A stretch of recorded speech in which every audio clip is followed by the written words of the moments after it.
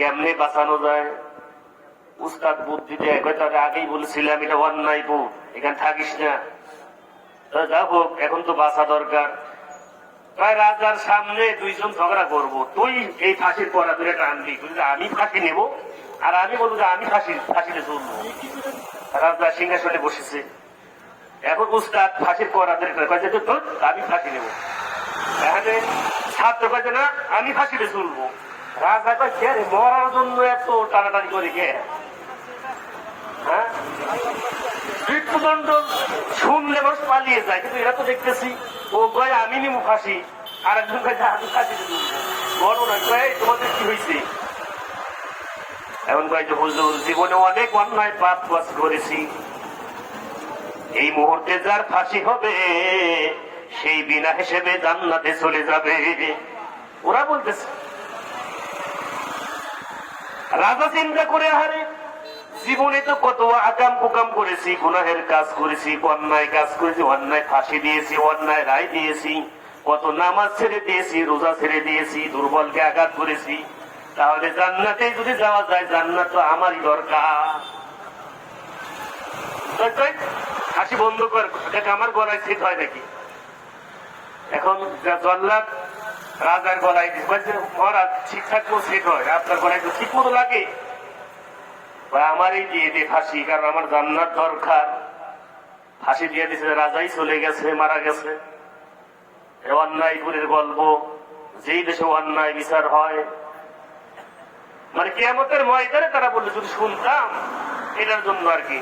তো যাও, আমাদের এইখানে কি ইমান বাড়ানোর জন্য এসেছে, ঠিক দেবে ঠিক, ইমান দুর্বল, আমাদের ইমান এমন দুর্বল, এই ইমান মসজিদে নিতে পারে না, এই ইমান রমজান মাসে রোজা রাখাইতে পারে না, এই ইমান তো নেক কাজ করতে পারে না।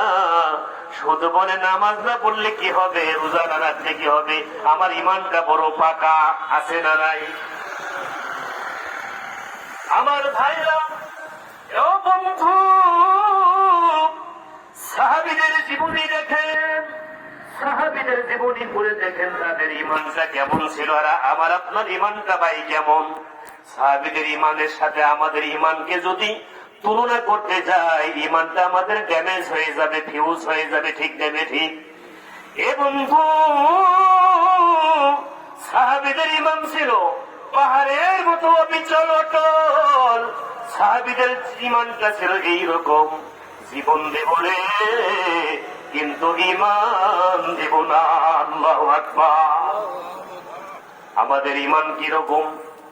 আমরা বলি বিপদ দেখলে জান বাঁচান ফরজ, ঠিক না ঠিক? আমাদের কাছে ইমানের চাইতে জীবন দামি, এই জন্য বিপদ দেখলে বলি জান বাঁচান ফরজ। আর সাহাবাই কেরাম বিপদ দেখলে বলেছে আমার জীবনের চাইতে আমার ইমানটাই দামি, ঠিক না ঠিক? সাহাবী হযরত খুবাইব রাদিয়াল্লাহু তাআলা আনহুকে কাফের বেঈমানরা বলল, ও খুবাইব রে, তোরে আমরা মৃত্যুদণ্ড দেব, তোরে আমরা ছেড়ে দিতে পারি, তোর পরিবর্তে যদি মুহাম্মদ সাল্লাল্লাহু আলাইহি ওয়াসাল্লামকে ওই ফাঁসির দড়িতে ঝুলাই, এতে তুই খুশি থাকবি, শুধু স্বীকার কর যে হ্যাঁ মুহাম্মদ সাল্লাল্লাহু আলাইহি ওয়াসাল্লামকে আমার পরিবর্তে ফাঁসি দেন, এটা শুধু স্বীকার কর। নবীর সাহাবী,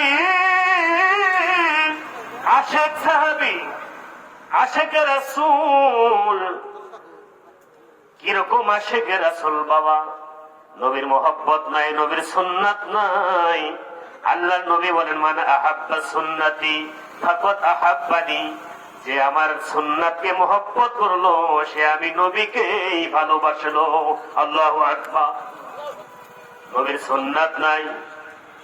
ও বাবা যে আমার, এই সাহাবী বলে, এই কাফেররা আমার জীবন যাবে রে, আমার রহমাতুল আলামিন নবীকে মৃত্যুদণ্ড দিবি, এটা আমি মানতে পারবো না, আমি বলতে পারবো না রে। এবার কাফেরেরা বলে, মৃত্যুর জন্য তৈরি হয়ে যা। আশেকে রাসূল নবীর সাহাবী খুবাইব বলে বেঈমানের দল শুনে রাখ, যারা ঈমানওয়ালা, যারা নবী আসে, এরা মৃত্যুকে ভয় পায় না, মৃত্যুর জন্য তৈরি থাকে। আল্লাহু আকবার।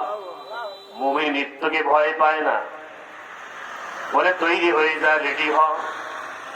নবীর সাহাবী খুবাইব জীবন দেবে রে, কিন্তু ঈমান দেবে না। সুবহানাল্লাহ। খুবাইব চিন্তা করে, আমাকে তখন মৃত্যুদণ্ড দেবে,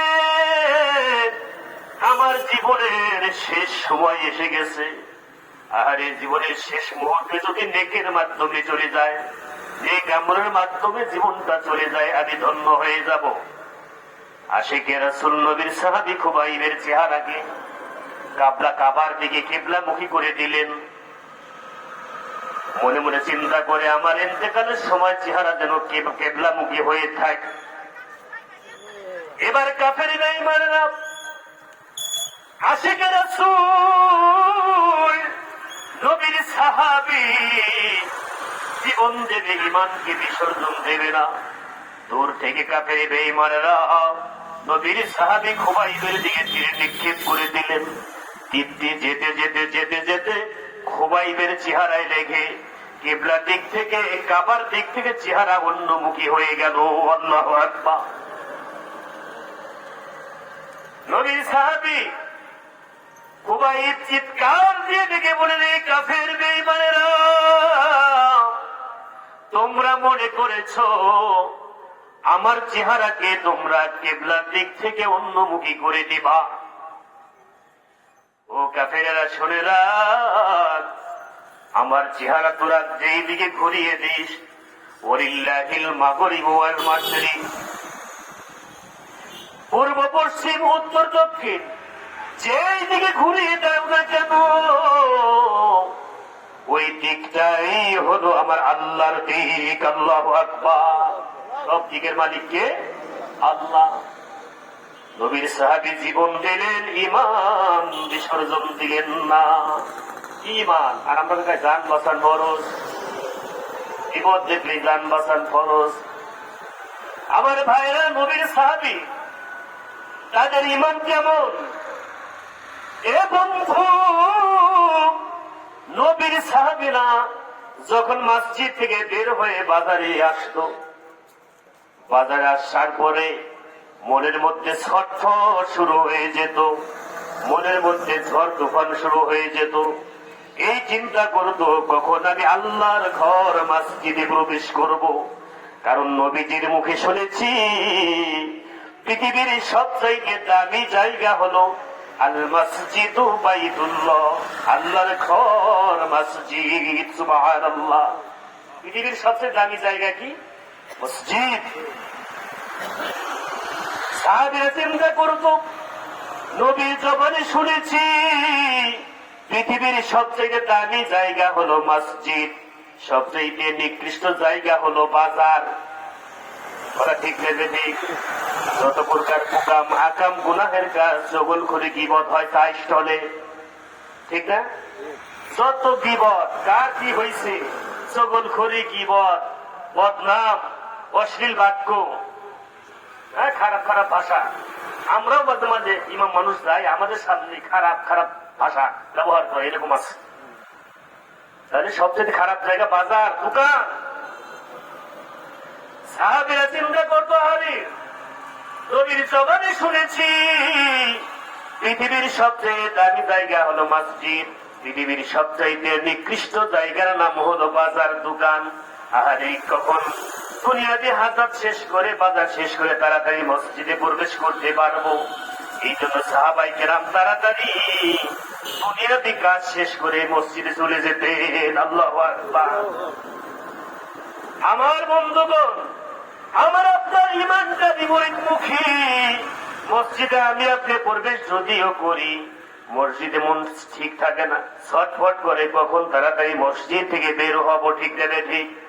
সাহাবায়ে কেরামদের অন্তরটা মসজিদের সাথে লটকানো, কখন মসজিদে প্রবেশ করব। আর আমি আপনি মসজিদে প্রবেশ করে চিন্তা করে কখন মসজিদ থেকে বের হব। হুজুর কিরাতটা একটু ছোট করতে পারেন না? বলে না হুজুর নামাজ কিরাত একটু ছোট করে 2 মিনিট লেট হয় কেন? আমাকে মাঝে উপদেশ দেয় হুজুর জুমার দিন 2 মিনিট দেরি হয় কেন? আরে জুমার দিন তো খুতবা আছে, বয়ান চলে, ফিনিশিং দেওয়া দরকার। ঠিক নেবে কি 2 মিনিট লেট হতেই পারে, আবার 2 মিনিট আগেও হতে পারে। আগে তো পড়া যাবে না, যেহেতু দেওয়া আছে যে একটাই জামা। ঠিক নেবে ঠিক। এখন যদি ওই হিসেবে শেষ করে দেয় যে একটা কিছু শেষ করলাম, এগুলো 2 মিনিট আগে সব শেষ সুন্নাত শেষ, 2 মিনিট আগেই তো শুরু করতে হবে নাকি ইমাম সাহেব বুবার মতো চুপ করে বসে রাখবে? এটা বুঝতে হবে। আউট নলেজের অভাব। ইমামকে উপদেশ দিতে আসতে পারে 2 মিনিট দেরি হলো কেন, ফিনিশিং তো দিতে হবে নাকি সাথে সাথে ফাঁক ফেরে বন্ধ করে ফেলে দিতে 1টা বাজে। আল্লাহ বলেছেন বন্ধ শেষ, কি বলেছে শেষ তো করা দরকার, এটা বোঝা দরকার। ইমামদের উপদেশ দিতে দেয় না 2 মিনিট লেট হলো কেন, দেরি হইল কেন? ইমাম সাহেব ভালো জানে, সে তো ইমাম, কেমনে নামাজ পড়তে হবে, কোন সূরা ধরতে হবে, কয়টায় শুরু করতে হবে, এটা নিষেধ। আমি বলতেছিলাম সাহাবায়ে কেরাম তখন মসজিদে প্রবেশ করবে, দুনিয়াবি কাজ শেষ করবে, আর আমার আপনার অবস্থা তাড়াতাড়ি বের হবো। এই জন্য ইমামকে উপদেশ দেয় হুজুর কিরাত ছোট ধরেন, খুতবাটা একটু তাড়াতাড়ি পড়েন, মুনাজাত লম্বা দেন কেন? আমার একজন বলছে, আমার আপনার এলাকার এক মুসল্লি, আল্লাহ মাফ করুক তাকে, সে মারা গেছে। হুজুর নামাজের তাসবিহ সুবহান রাব্বিয়াল আলা, সুবহান রাব্বিয়াল আযীম 3 বার বলা যায় না? দেরি হয়ে যায়। চিন্তা করছেন 3 বার বলা যায় না? মিথ্যা বলছি না, আপনাদের এলাকার এক মুসল্লি মারা গেছে, আল্লাহ তাকে মাফ করুক। নামাজি মানুষ, তার ভুল ধরতেছিলেন। এলো আমাদের অবস্থা। সুবহান রাব্বিয়াল আযীম বেশি বলা যাবে না, 3 বার বলতে হবে, এই উপদেশ দেওয়া হয়। এই জন্য আমাদেরকে ইমান বাড়ানো দরকার আছে না নাই? আল্লাহ নবী বলে যে কার ইমান সচল, কারটা ড্যামেজ বুঝবা কেমনে? যে নেক কাজ যদি ভালো লাগে, মানে ওয়াজ মাহফিলে যাইতে যদি মন চায়, দিনের কথা শুনতে যদি আর আনন্দ লাগে, ভালো লাগে, আর গুনাহের কাজ যদি খারাপ লাগে, নবী বলে ওর ইমানটা সচল। বলে আল্লাহু আকবার।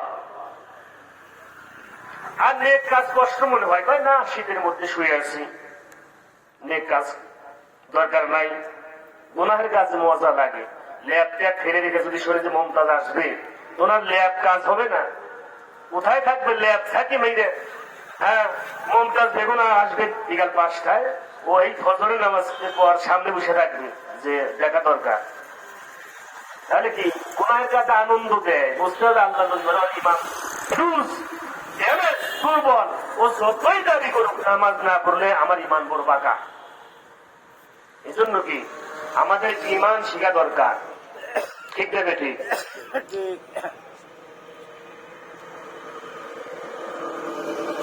যাও আর অল্প কিছু সময় কথা বলবো, যে আয়াত আমি ধরেছিলাম, ওই আয়াতের ওয়াজ করলে বহু সময় লাগবে। সংক্ষেপে আমি কথাগুলো বলি। যে দেখেন আল্লাহ পাক রব্বুল আলামিন আমাদের তৈরি করেছেন, এই জন্য তার হুকুম মানা দরকার আছে না নাই? ভুল ত্রুটির জন্য আজকে এই মাহফিল আমরা আল্লাহর ক্ষমা চাইব। আল্লাহ ক্ষমা চাইলে কে খুশি হয়? আল্লাহ পাক খুশি হয়ে যায়, শয়তান বেজার হয়, নারাজ হয়। এই জন্য যে আয়াত করেছিলাম, ওই আয়াতের ওয়াজ করতে গেলে টাইম বেশি লাগবে। অল্প কিছু অন্যদিকে কথা বলে বিদায় দেবো ইনশাআল্লাহ। তাহলে ক্ষমা চাইলে আল্লাহ পাক বড় খুশি হয়ে যায়। আল্লাহ পাক রব্বুল আলামিন বড়ই খুশি হয়ে যায়। আল্লাহ চায় যে তার বান্দা আল্লাহর কাছে ক্ষমা চায়। এই জন্য আল্লাহ পাক রব্বুল আলামিন 2 কাঁধে 2 ফেরেশতা রাখছে। কি রাখছে? ফেরেশতা। কিরামান কাতিবিনা ইয়ালামুনা মা তাফআলুন। আল্লাহ পাক রব্বুল আলামিন 2 কাঁধে 2 জন ফেরেশতা রেখে দিয়েছেন। এই ফেরেশতা আল্লাহ পাকের সাংবাদিক। কি? আল্লাহ পাকের সাংবাদিক। 2 জন সম্মানিত লেখক। অনেকেই আমরা বলি কিরামান কাতিবিন, ফেরেশতার নাম আসলে কিরামান কাতিবিন নয়। কিরামান মানে কি? 2 জন সম্মানিত, কাতিবিন মানে 2 জন লেখক। ফেরেশতার নাম কিরামান কাতিবিন নয়, সম্মানিত দুইজন লেখক। তবে আল্লাহর নবী বলেন ডান কাদের ফেরেশতা নেকি লেখে, বাম কাদের ফেরেশতা হলো গুনাহ লেখে। আল্লাহ পাক কিরকম দয়ালু, আল্লাহ চান না কোন বান্দা জাহান্নামী হোক। আল্লাহ পাক প্রত্যেক বান্দার জন্য একটা করে জান্নাত বানিয়ে রেখে দিয়েছেন। আল্লাহু আকবার বলেন। আল্লাহ নবী বলেন ডান কাদের ফেরেশতা প্রত্যেক ব্যক্তির নেক আমল লেখা শুরু করে, বাম কাদের ফেরেশতা গুনাহ লেখা শুরু করে দেয়। আমার ভাইরা, যখন কোন ব্যক্তি একটা নেক আমল করে, একটা গুনাহের মধ্যে লিপ্ত হয়, বাম কাদের ফেরেশতা করে যে লিখে রাখি একটা গুনাহ করলো। বাম কাদের ফেরেশতার নিয়ন্ত্রণকারী, ডান কাদের ফেরেশতা লিডার, বস হলো, উস্তাদ হলো ডান কাদের ফেরেশতা। ডান কাদের ফেরেশতা এখন বলে থাম, লেখা যাবে না, একটু অপেক্ষা কর, ওয়াইট কর, আগে লিখিস না, কোন একটা কথা মনে রাখ। আল্লাহর বান্দা যখন দুইটি গুনাহে লিপ্ত হয়, আরেকটি গুনাহ দ্বিতীয় গুনাহের মধ্যে লিপ্ত হয়ে যায়, বাম কাদের ফেরেশতা বলে এবার গুনাহটা লিখে রাখি। ডান কাদের ফেরেশতা বলে না না, এখনো সময় হয় না, একটু ওয়েট কর, একটু লেট কর, দেরি কর। আর একটু কিছুক্ষণ পরে বা কিছু সময় পরে বা একদিন পরে, কয়েকদিন পরে 3 নাম্বার আর একটা গুনাহের মধ্যে লিপ্ত হয়ে যায়। বাম কাদের ফেরেশতা বলে তিনটা তো হলো, এবার লিখে ফেলি। ডান কাদের ফেরেশতা বলে না, এখনো সময় হয় নাই, আমি যখন বলবো তখনই লিখবি। 3 নাম্বার গুনাহ হয়ে গেল, চতুর্থ বার 4 নাম্বার গুনাহ করে ফেললো, পঞ্চম গুনাহ 5টি গুনাহ যখন করে ফেললো, আল্লাহর নবী আল্লাহর রাসূল বলেন এখন ডান কাদের ফেরেশতা বলে আর একটু ওয়েট কর, দেখি নিয়ে কেমন করে নাকি। 5টা গুনাহ করা হয়েছে। আল্লাহর বান্দা যখন পঞ্চমটা 5টা গুনাহ করার পরে একটি নেক আমল করে ফেলে দিল, ডান কাদের ফেরেশতা বলে দোস্ত এবার আয়, একটু হিসাব কিতাব আছে। বাম কাদের ফেরেশতা বলে হিসাব কিতাব কিসের? গুনাহ করছে 5টি, আমার তার বদ আমল নামায় 5টি গুনাহ লিখবো, আপনি আপনার আমল নামায় একটি নেক আমল লিখে রাখেন। ডান কাদের ফেরেশতা বলে না না, হিসাব কিতাবের একটা ব্যাপার আছে, ভাই কি হিসাব? ডাক দিয়ে বলে আমার আল্লাহ মানব জাতিকে দয়া করে মহব্বত করে ভালোবেসে ক্ষমা করতে চান, এই জন্য আমার আল্লাহ পাক বলেন মান জাআ বিল হাসানাতি ফালাহু আশরু আমসালিহা। যদি কোনো ব্যক্তি একটি নেক আমল নিয়ে আল্লাহর দরবারে যায়, আল্লাহ পাক রব্বুল আলামিন বলেন আল্লাহ পাক খুশি হয়ে ওই বান্দাকে, ওই বান্দার আমল নামায় একটি নেকের বদলা 10টি নেকের সমান সওয়াব দিয়ে থাকে। আল্লাহু আকবার। নেক আমল কোরআনের কথা, একটা নেক আমল করলে 10টি নেকের সওয়াব আল্লাহ দান করবে। ডান কাদের ফেরেশতা বাম কাদের ফেরেশতাকে বলে ও বন্ধু রে, আসো এবার হিসাব কিতাব করলো। আল্লাহর বান্দা গুনাহ করছে কয়টি? বলে 5টি গুনাহ করলো। নেক আমল কয়টি হলো? কয় একটি নেক আমল। বললো একটি নেক আমল মানে আল্লাহ বলছে মান জাআ বিল হাসানাতি ফালাহু আশরু আমসালিহা। একটি নেকের বদলা 10টি যদি হয়, তাহলে ওই 10টি নেকের মধ্য থেকে 5টি নেক আমল দিয়ে 5টি গুনাহকে মিটিয়ে দিলাম। আল্লাহু আকবার। 5টি গুনাহকে 5টি নেক আমল দিয়ে মিটিয়ে দেওয়া হলো। বাকি কয়টি নেক আমল থাকে? বাকি কয় 5টা নেক আমল আছে। বলল তাহলে এই 5টি বাকি নেক আমল আমি ডান কাদের ফেরেশতা আল্লাহ পাকের এই বান্দার আমল নামায় লিখে রাখলাম। জোরে বলেন না আল্লাহু আকবার। গুনাহ করলো কয়টি? 5টি। নেক আমল করলো একটি। একটি নেকি মানে 10টি নেকি।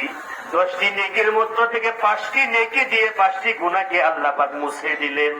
এরপরে 5টি আমল নামা 5টি নেকি লিখে দিলেন। আল্লাহু আকবার। আল্লাহ কি মাফ করতে চায়, এই জন্য ব্যবস্থা রেখে দিয়েছেন।